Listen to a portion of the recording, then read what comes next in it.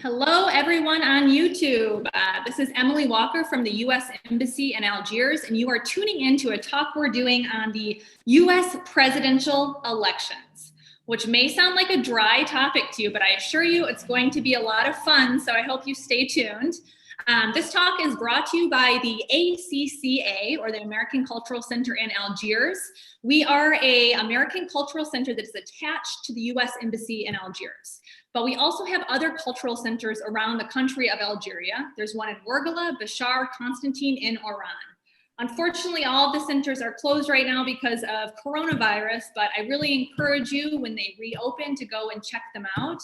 These centers are a great place for you to practice your English, to meet other interested people, to check out some DVDs and books in English, and to listen to interesting talks like the one that we are giving today virtually. So please do go check those out when they're open, and also subscribe to our channel on YouTube. So I want to introduce you to our speaker for today. His name is David Wisner, and he's a diplomat at the U.S. Embassy. He's actually the head of the political and economic section at the U.S. Embassy in Algiers. He's been there since 2018. Previously, he served in the Central African Republic and in Sudan, and he's held several positions in the State Department back in Washington, D.C. Prior to joining the government, David was a history and literature teacher at the American School of Tangier in Morocco, and he worked as an analyst at UBS Investment Bank. He's a graduate of Middlebury College, which is in Vermont, and he majored in political science and majored in European history. So he's the perfect person to be talking to us today about US presidential politics. But before I kick it over to him to do the presentation and a Q&A, so you guys can also ask your questions in the YouTube chat, I am going to give you a little quiz. If you guys want to play along with this quiz, this is to test your presidential knowledge. Here's the instructions of how to do it. And David's also going to chime in on this quiz.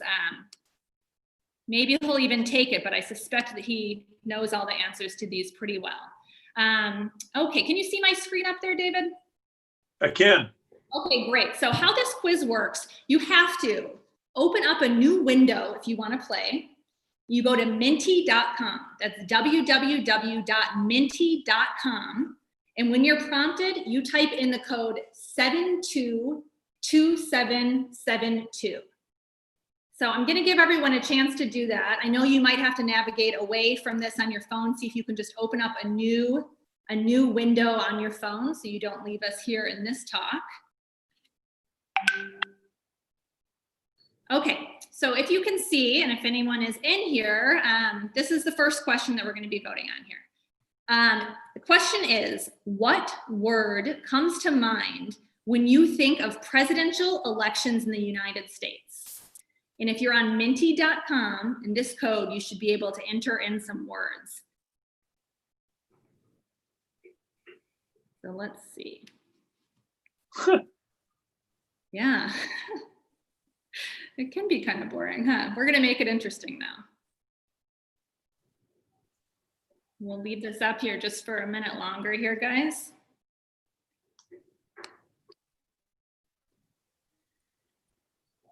So on menti.com. But you don't think presidential elections in the United States are boring, do you, David? Absolutely not. Absolutely riveting they are. Riveting. See? Not boring at all. Okay, we'll move it on to the next question. Okay, this is a quiz and you select the correct answer. So if you go to menti.com and type in this code 722772, you have some options that come up. The question is, a candidate for US president must, and then on your phone, you select the correct answer. I know the answer to this one, Emily, and I will tell you it's a little bit controversial. Is it? Okay, we're going to see how this is controversial. So right now we have a couple votes for a candidate for US president must have been born in the United States. The other options were be male or have a college degree. Couple more responses coming in for have been born in the United States.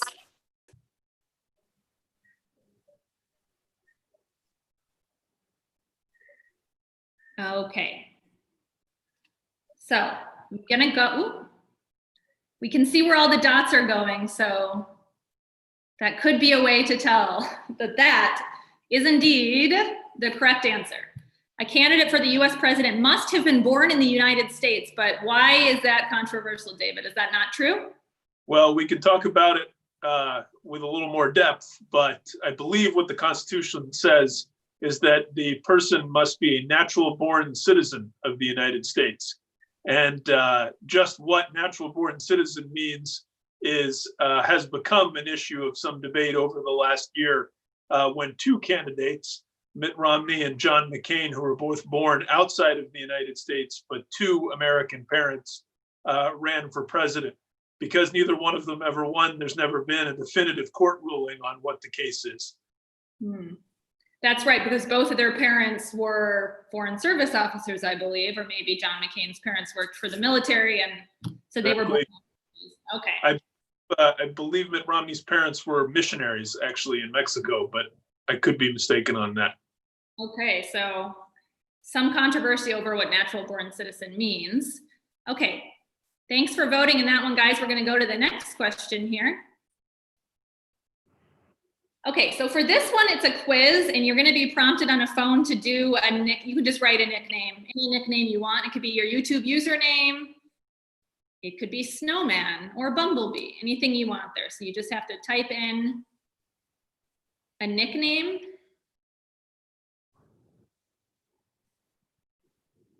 Okay, so the first question in this quiz part is, who was the first president of the United States?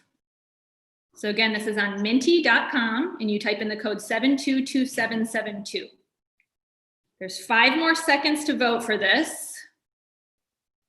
The first president of the United States was, well, most votes for George Washington, and that's good because that is correct. No votes for Henry America. I thought I might stump some people by making the last name America. But clearly the word America is not only unique to the United States. So George Washington, first president of the United States. That was a pretty easy one. This next one will be a little bit harder. So the question is, election day in the United States, this is federal election day. It's a holiday we call election day. In the US is on which day of the week? Your answers are Monday, Tuesday, Saturday, or it changes with the moon. You guys are good. Okay, yeah, the correct answer is indeed Tuesday. It is not, it changes with the moon because it's not Ramadan. It's on Tuesday. Yeah, David, do you happen to know why election day is on Tuesday every year? You know, I don't. I'm sure there's a good reason for it. I know why it happens in November because it was after the harvest, but I do not know why it was actually Tuesday. Well, I looked this up before. Just wanted to see. I looked it up before, and it actually is kind of related to the harvest as well, because, well, it definitely wouldn't have been on Wednesday, which is possibly a day you might think to have an election day in the middle of the week, because that was the day that lots of farmers took their goods to the market. And back then, talking in the 19th century of America, when a law was established to make the day, they, lots of people worked in farming, so they didn't want to do it then. That's all I know for why it's not on Wednesday, but Tuesday I think just seemed like the next good choice for them. Okay, I think we have one last question here.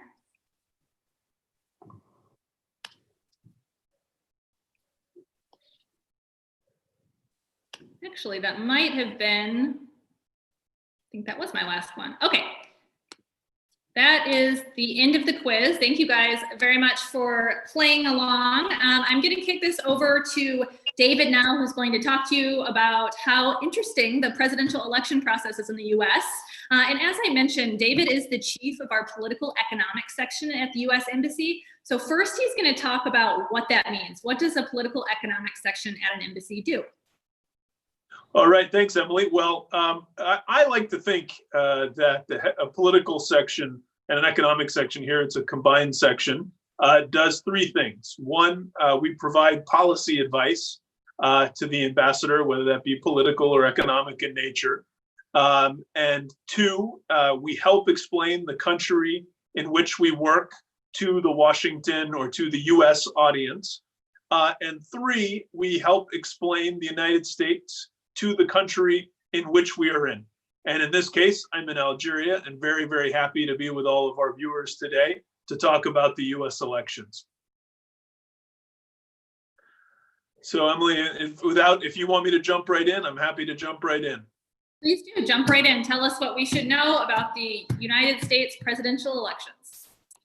So I think the first thing, everyone sort of thinks about, the big Tuesday, the election, lots of pomp and circumstance. But I think without really understanding the history of the United States and how we were founded, it's very difficult to understand why our elections are the way they are. They're complicated, they're messy, they're confusing, but in the end, they are a reflection of who we are and who we were and where we're trying to go. So I'll start with a little bit of sort of history.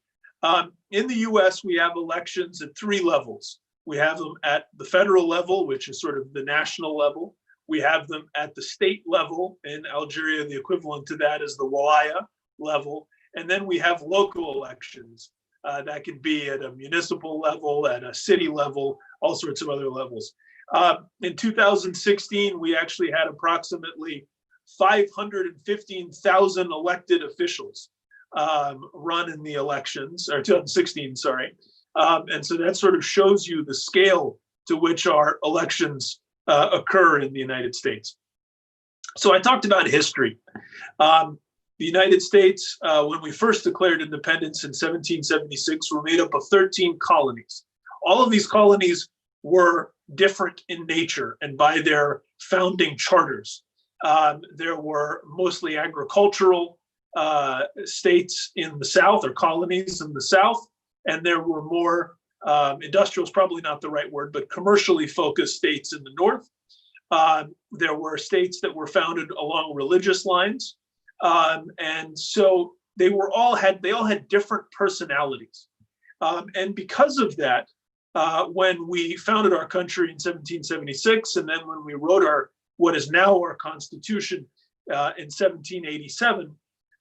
We chose our founding members chose a federal system, which gave states a considerable amount of power in how the federal government worked. These states were keen on protecting their prerogatives, and you can really kind of look at U.S. history since 1787 as being a debate between state power and federal power. And that trend has moved, especially after the Civil War, towards greater federal power. But still in this day and age, states have a lot of power.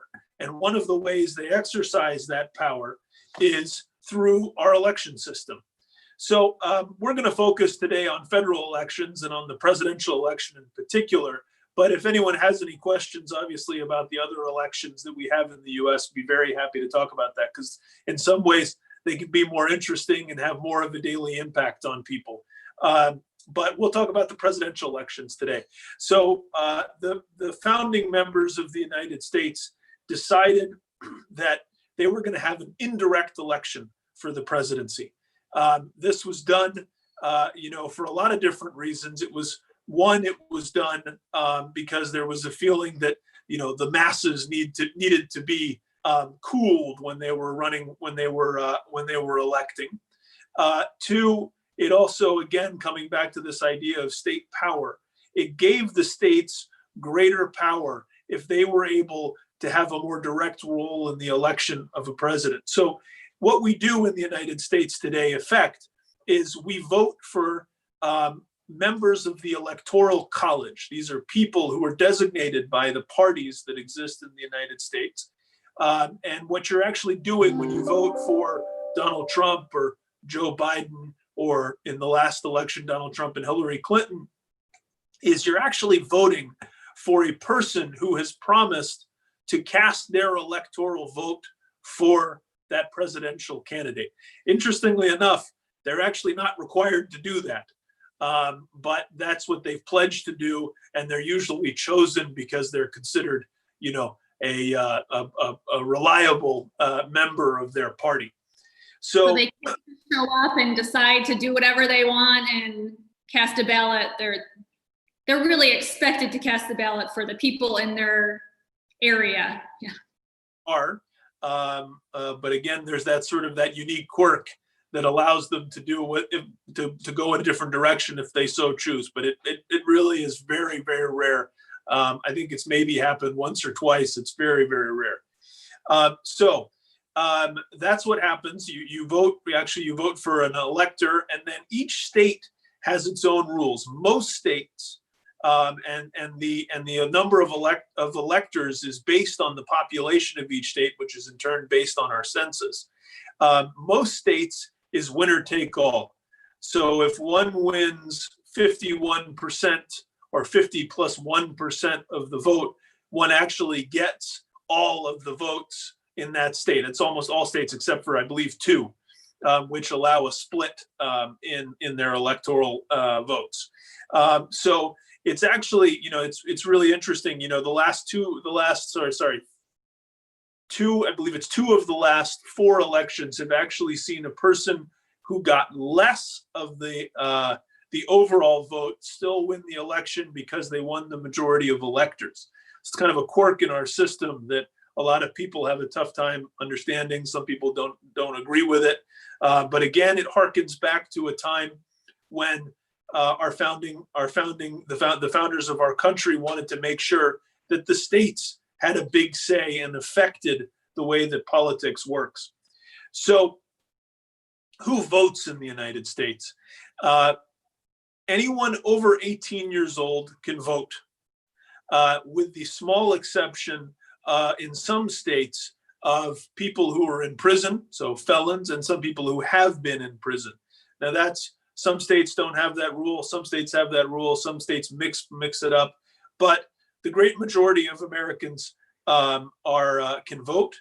And actually every state except for one, North Dakota, requires that one pre-register to vote. So so anyone over 18 can vote. And I'll be honest, the first Tuesday of every November is honestly my favorite day every 4 years, because I get to go vote. I get to have a say in how my country is ruled. And that to me is something that I can't take for granted.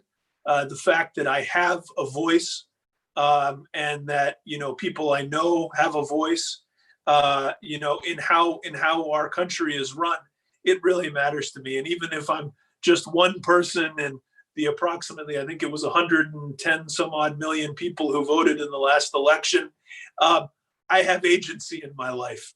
And that's something as an American that I don't take for granted, and that I find hugely important. So our presidential election's very different than in Algeria. Before you go on, can I ask you if you recall, which I'm sure you do, the first election in which you voted? The very first election in which I voted was in 2000. So you can kind of tell how old I am. But in 2000, it was the first time I was eligible to vote. And I voted in a schoolhouse in Middlebury, Vermont, where I was at university. And I remember it. I remember it like it was yesterday. Thanks for sharing that. Sorry, please continue. No, so I was going to conclude by saying, elections are obviously in the United States, or obviously presidential elections are very different than the presidential elections here in Algeria, but they do also share some commonalities.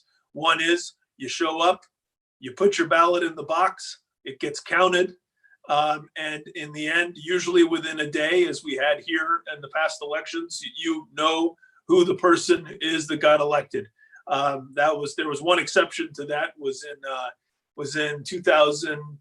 Yep, in 2000, when there was a debate that went to the Supreme Court to decide on the results of our election. But pretty much always, we know who won the election within the day. So, I just want to conclude with that very important sort of reality for Americans that, we were a colony, much like Algeria. We overthrew the colonial order because people wanted a say in what their lives were like. And because of that, because of the sacrifices our forefathers made from 1775 to 1777, 78, I find it as my responsibility to go out and vote.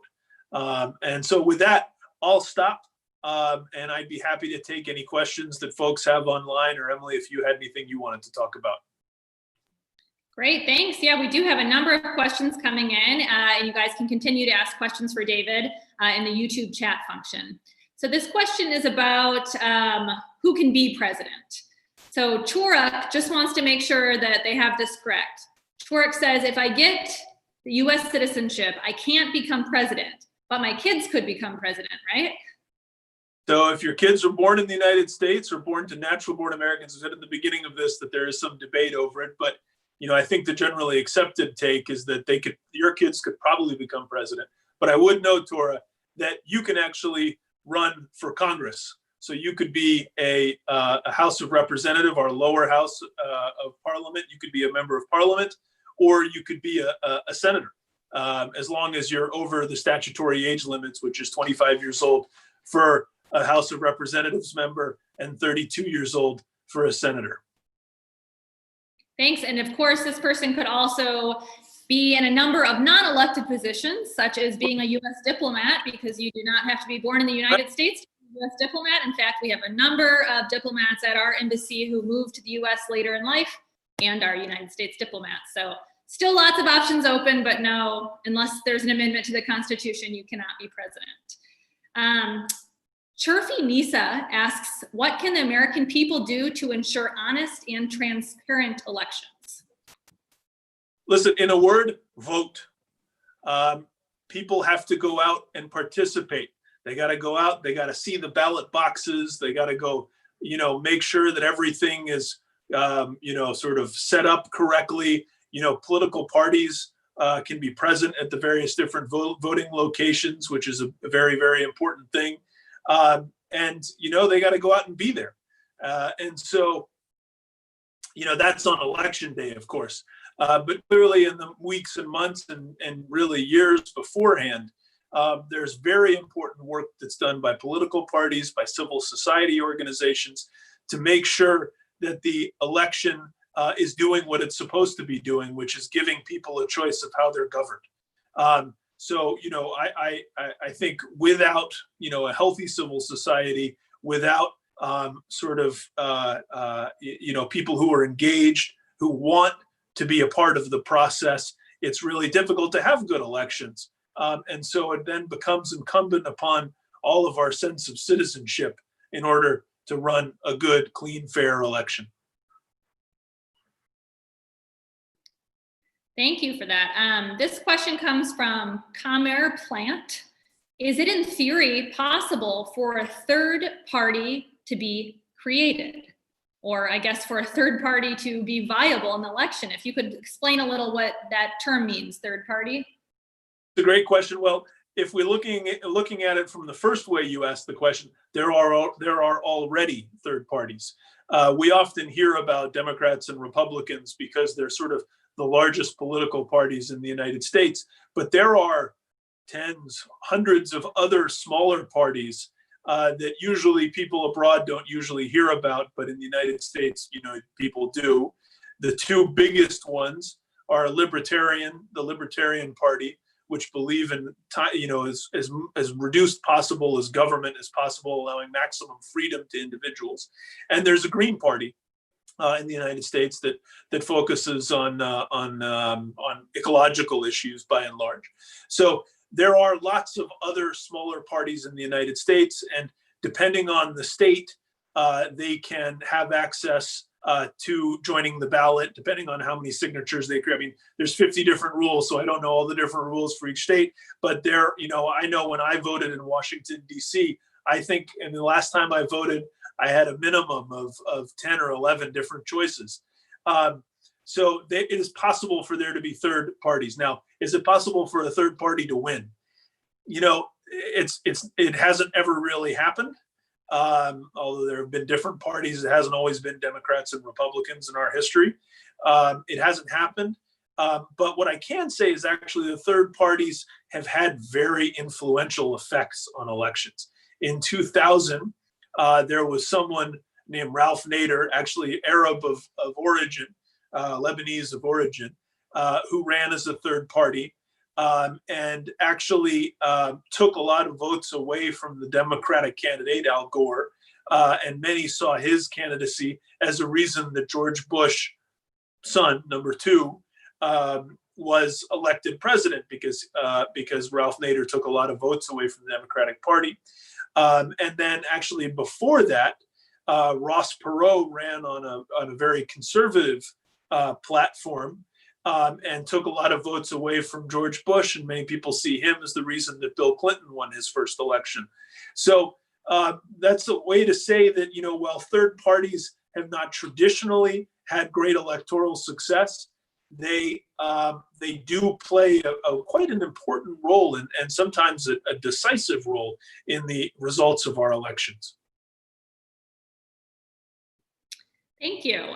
This question comes from Youssef Lagog, who would like you to explain a bit more about how primary elections are held and how those end up influencing the candidates for president.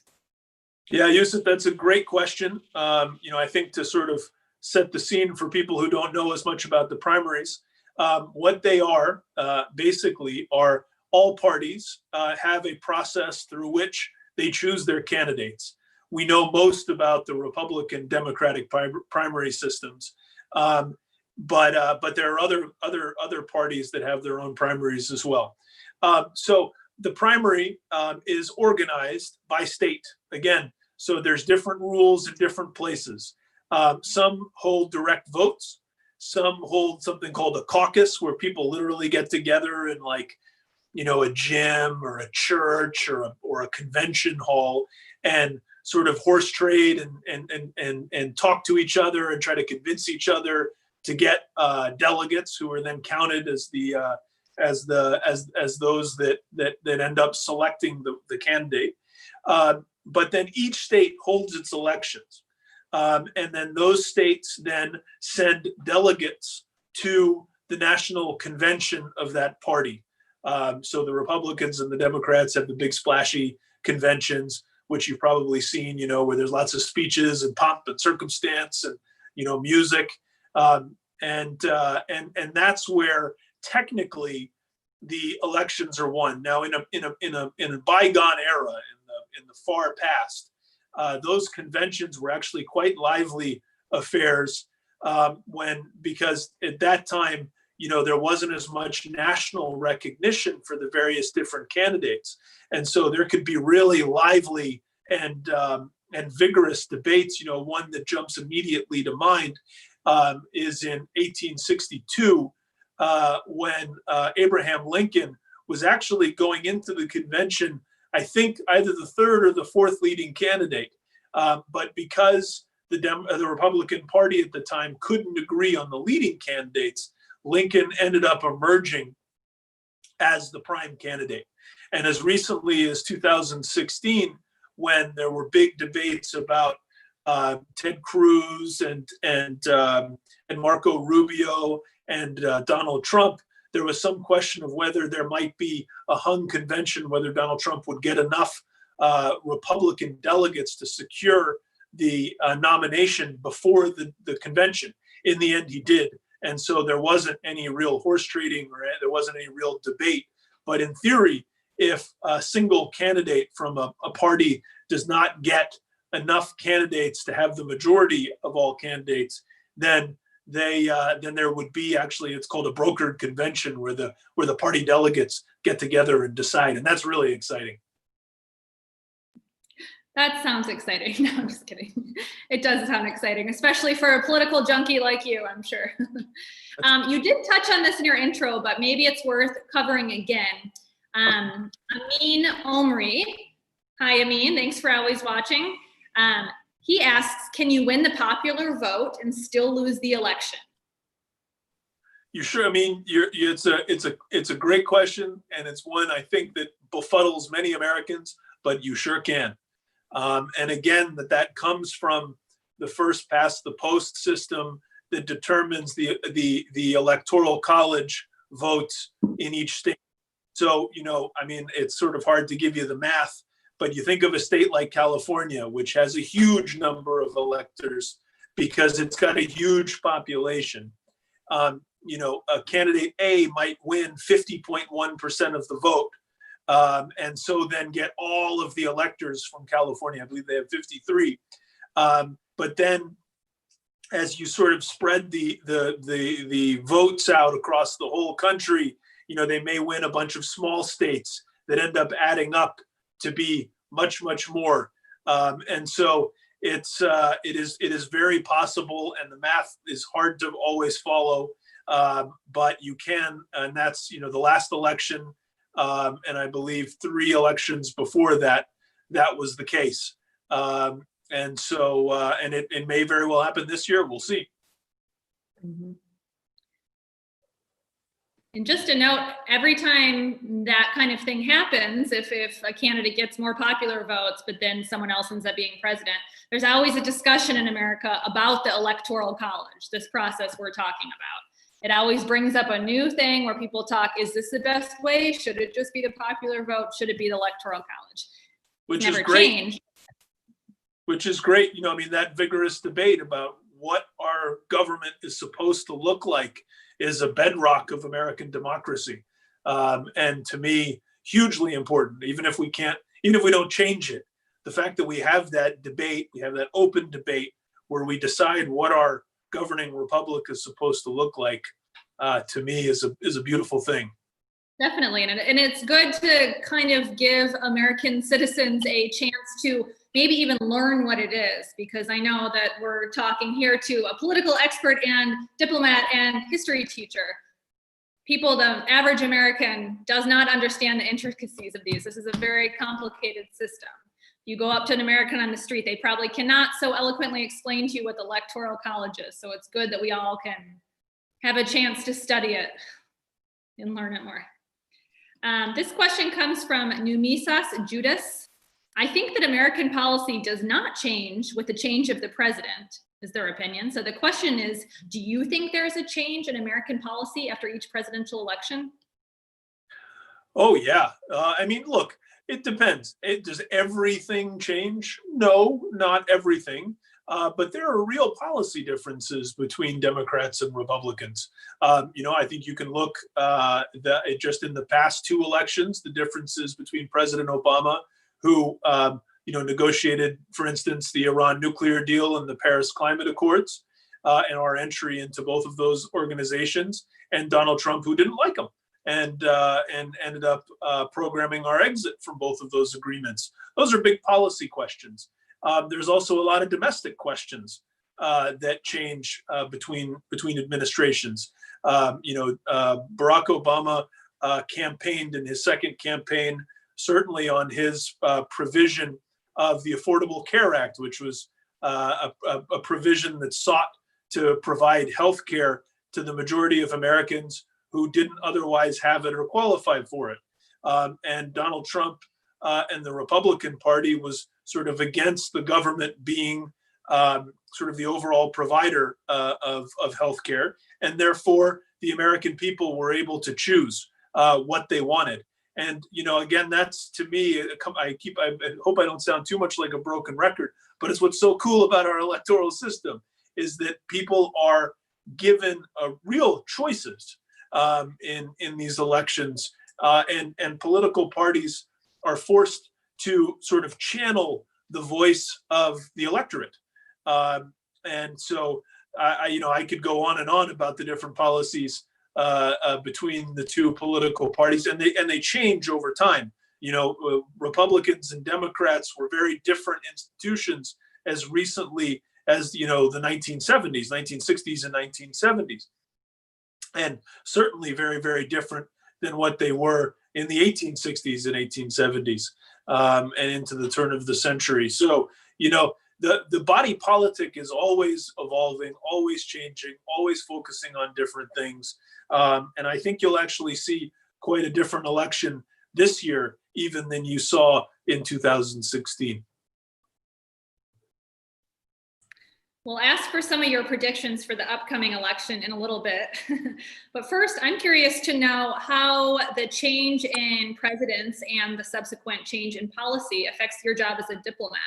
I imagine sometimes you've been living overseas, representing the US government under one president, and maybe that changes even while you're overseas. So how does that change affect your job as a diplomat? Look, it both changes it and it doesn't. In the end, the basic tools of a diplomat remain very, very similar.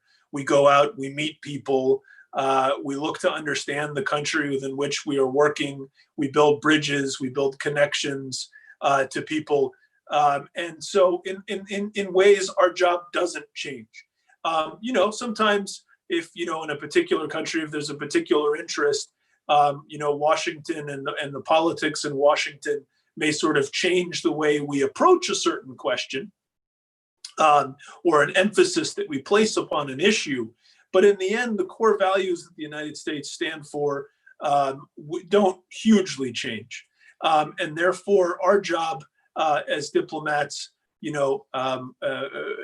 helping create links between the countries to which we work and back to the US, sort of don't change that much. Okay, thank you.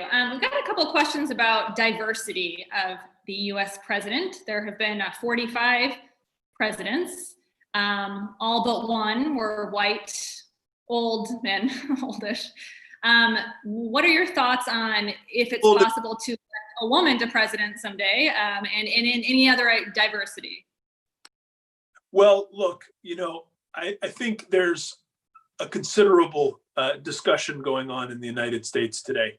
We had our first female vice presidential candidate in the 1980s. We had our first female presidential candidate. These are only of the two major parties, I should point out. I'm only talking about the Democrats and the Republicans, because in these smaller parties, there've been women, minorities, all sorts of people running, but of the two major parties. So there has been change. But, look, I think it's impossible to say that the United States is, ever was, or ever will be a perfect nation. There's always improvements to be made. And I think, you've seen a real commitment on the part of our political parties to increase diversity, to increase, of all types. But more work needs to be done, without question. I don't think you can talk to any American today who can tell you there's not a single blemish in the country. But what's really important about the U.S. political experience, in my opinion, is that we continue to talk about it, and that we talk about our issues. Because without a discussion, without a fervent debate, you're not going to be able to hash out those big questions. If there are taboo subjects which you can't touch, you're never going to be able to sort of move forward. And what our system allows for and requires is that sort of vigorous debate. And I believe was one of the tenets of our founding fathers that said, in order to create a more perfect union. And that's something that I think we all continue to aspire to, even if we don't always have it, perfectly at the present moment. So kind of in the same vein, or it is in the same vein, there's so many other democracies that have women in great positions of power, women presidents, women prime ministers. Do you think that the American people are, in theory, ready for a woman president? Any thoughts on why there hasn't been a woman president yet? Well, I mean, I think the fact that Hillary Clinton won the popular vote in 2016, even if she did lose the actual election because of how our electoral system works, means that Americans believe a woman can be president. I firmly believe that, and it will just take the right person at the right time. Um, but I think the real key is women need to do more, need to be in higher positions in the United States. I've had the good fortune of working for two women secretaries of state, both of whom were hugely capable diplomats, Condoleezza Rice and Hillary Clinton. I assume I'll work for another one, hopefully in the near future, whoever that might be, because, it takes, in order, plurality, differences. Our in the United States, our slogan is "For many, one." So we got to have different approaches. And so I'm looking forward to the next woman I work for. I'll be honest, in the State Department, I mean, John DeRocher is a great boss and he's a great ambassador. But some of I would say probably the top 3 or 4 people I've worked for in the State Department have been women as well, women diplomats. So I've had nothing but good experiences, and I hope that it continues. Thank you for that. This question, another question from Kamer Plant. He wants to know what measures are taken in the U.S. to ensure that there's no foreign influence or meddling in the U.S. elections. And he also wants to know, do we have foreign observers watching our elections to make sure that kind of thing is not happening? Yeah, well, on the latter question, I guess I should say yes, there are. On the first question, what are we doing to stop foreign interference in our elections? Look, I'm not going to make any secrets. There was a lot of accusations that in the 2016 elections that there was foreign interference. There's been a lot said on it in the press. You can certainly go and read it. But I can tell you that at the state level, local level, federal level, there is huge steps that are taken every year to ensure the sanctity of the vote. That's really been a focus of this administration, previous administrations. If we can't trust the vote, we can't trust really anything. So there's a lot of efforts at sort of all levels to ensure that the vote is secure. Thanks. This question is from Youssef Lagoug, who asks if you could talk more about the 22nd Amendment, which I did just confirm, and he knew that this was the 22nd Amendment is the amendment that sets term limits. So that says a president can only serve a 4-year term and can only serve 2 of those. Could you talk about why there's term limits in the United States? Yeah, that came out of actually Franklin Roosevelt. After Franklin Roosevelt, who was president, I believe, from 1932 until 1944, 1945, somewhere in there, or not 1932, maybe a little bit after that. But it was basically set up because he was elected 4 times, and I think that there was a big push at that period to after that period to say that the alternates of power is important, and therefore there was a decision or there was a proposal, and then it was adopted by I believe it was by the state legislatures to limit terms to 2, and the reason for that is we as Americans have decided that it is healthy to have an alternation of power, and it keeps new ideas coming in, keeps fresh ideas coming in, and is important for the way our democracy works. And I think some people in the U.S. Might feel that every 4 years it comes fast in the United States, because something people might not realize living abroad is that people start campaigning for president very early, about 2 years before an election happens. And if you're living in the US, that can feel like everything is about politics. You see lots of campaigns, lots of advertisements, commercials, fundraising, debates. So it can just feel almost, when you're living in the US, that there's always a presidential election afoot.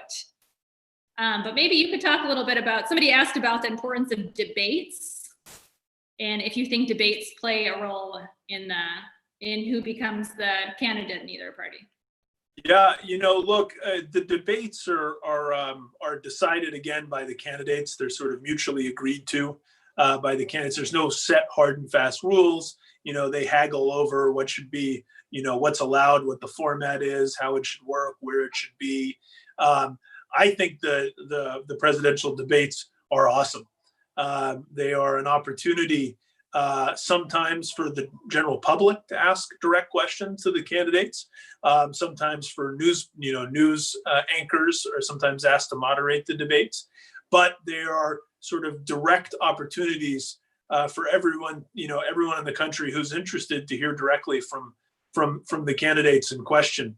I've also gone to a couple, sort of campaign stops and campaign rallies where, the candidate shows up in front of you and talks about his or her platform. But it's sort of a one-sided discussion. So they're able just to say, hey, here's what I believe, and they're not really pressed.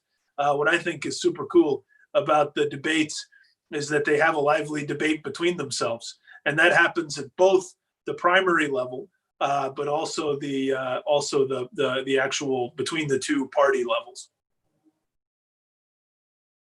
Thanks. And I think it's also interesting in the United States that say when a candidate is going to a smaller event, like they might be at a fair in Iowa, they really want to be seen as an everyman or every woman. They want to be seen as of the people. It's so interesting in the United States how important it is for a candidate to be seen as maybe not too fancy. They just have to be really relatable. I think that's important these days in U.S. politics. True. Relatability. That's true. So I know we've talked about the Electoral College a bit, but we might just kind of end on this because some other people are still asking, basically, why was it invented in the first place? Why was it created in the first place? Salah Adin Kamej wants to know, why was it established in the first place? You mentioned at the beginning it was to give states power, but could you talk a little bit more about that idea called federalism? Why that was important to America? Yeah, Slahdin, I know why you're asking that question. It's a question that everyone always seems to ask. They just can't really get around why. And that's why, again, you got to understand our history. The United States was founded out of 13 colonies that were British colonies, but were separate institutions. And therefore, when the system was created, they didn't sort of have a unified conception of what the United States was going to be, and certainly what it's turned into today, an interconnected country of, 50 states and 350 million people. It's sort of like, there's no way anyone could have ever known it was going to be like that. And what the founding fathers were very focused on was making sure that the federal executive, the federal government, didn't become what they had just thrown off, which was the King of England, who they viewed to be an irresponsive tyrant. And so they created a system which purposefully created checks and balances over the three major branches of government, which are the executive, legislative, and judicial. And so they purposefully created all these different checks in the system, and one of them was the Electoral College, and it was a way, again, of giving the states a greater say in how the president was elected, and making sure that that person was, sort of responsive to the needs of the state level, of the states. Hopefully, Slahdin, I'm happy to sort of answer your question another way if you want a clarification. I know that is a hard to understand concept. It is. Okay, I'm just going to ask you one last question. This question comes from XO Kid. Who do you think will be the next president of the United States? Gosh, we're still, I think, 3.5 months, right, Emily? Maybe my math's a little bit off. We're 3.5 months away. I know the polls are saying that Joe Biden is up at both the national level and in some of the swing states, but it ain't over till it's over. I think with the unprecedented nature of coronavirus, especially in the really deleterious economic effects that that's having on the American electorate, with the ongoing and very important debate in the United States about race right now, a lot can happen. This is going to be a really, really competitive election, like the last several ones have been. So, I I'm not being a diplomat here. I don't know. We're gonna see how it goes. Yes, U.S. elections, always exciting. You don't know till it's over most of the time. Thank you so much, David. That was really interesting. I think you aptly explained the complicated Electoral College and the complicated process of presidential elections in the United States. Thank you so much for everyone who's watching on YouTube. Please do subscribe to our channel. We do talks like this every Wednesday at 4 p.m. So if you subscribe, you'll get notifications of those. Thank you so much, everyone. Everyone have a great day. Thank you, David. Thanks. Have a nice day.